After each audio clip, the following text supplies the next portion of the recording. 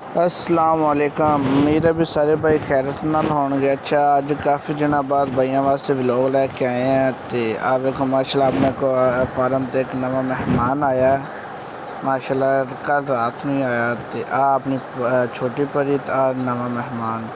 तो हुण आप चला दें पखे, क्योंकि गर्मी अज बड़ी है। सुबह सुबह तो नाले पखे सोलर चलन, पता लगेगा सुबह सुबह कितनी स्पीड से सोलर के पखे चलते हैं। आ वेखो माशाल्लाह चल गए। ये वेखन च स्लो लगते पैन, बदल इन्हों की माशाल्लाह बड़ी हवा है इन्होंने पक्षियों की। आ जानवर सारे बैठे, आप हुणे इन्हों बुलावांगे, वेखने आंदे कि नहीं आंदे। ओ नहीं नहीं यार गल्लां मनदे ने ना, एवें तो नहीं आना ना। जानवर वफादार होंदा। आ वेखो सारे जानवर आ गए, चेक करो जी। ऐसा कोई जानवर नहीं जोड़ा पीछे रुकेगा, क्योंकि उन्होंने पता है आवाज़ मारी है साढ़े कोई चीज़ पान लगे ने, असी चले जाइए। पिछला जोड़ा 2 हफ्ते ने ना, वो मेरे वास्ते बड़े परेशानी दे लगे, क्योंकि ना 2 हफ्तों के अपने 2 तो 3 जानवर थोड़े जे ना बीमार होए सी। ते बदल माशाल्लाह हुण बिल्कुल ठीक ने, बस इस वजह तो व्लॉग नहीं बन सकिया। ते आ वेखो हुण सारे जानवर एको जगह तो इकट्ठे हो गए ने फीडिंग टेबल ते।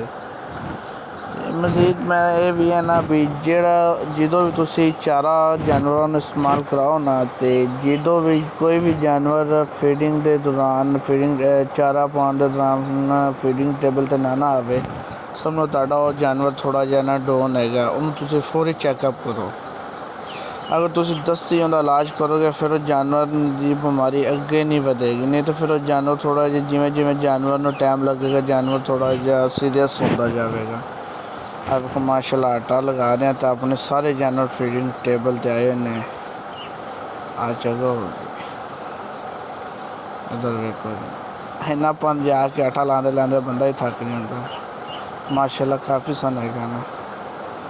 आ चलो आ इधर आ अपने लिहारियां ने, लिहारियां तो मुराद जेडे दुध जानवर देंदे ने। तो इस साइड से अपने फंडर ने बरलिना जानवर हिफर है, प्रैगनेंट भी ने, अपने सारे हिफर है। आ अपने बड़े जानवर ने जोड़े दुध दे रहे हैं। मजीद 12 उत्ते आटा लगा रहे हैं, चेक करो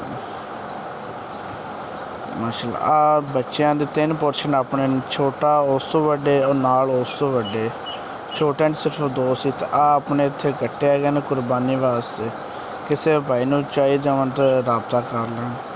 हाँ माशाल्लाह बाकी बेहतरीन हो गया।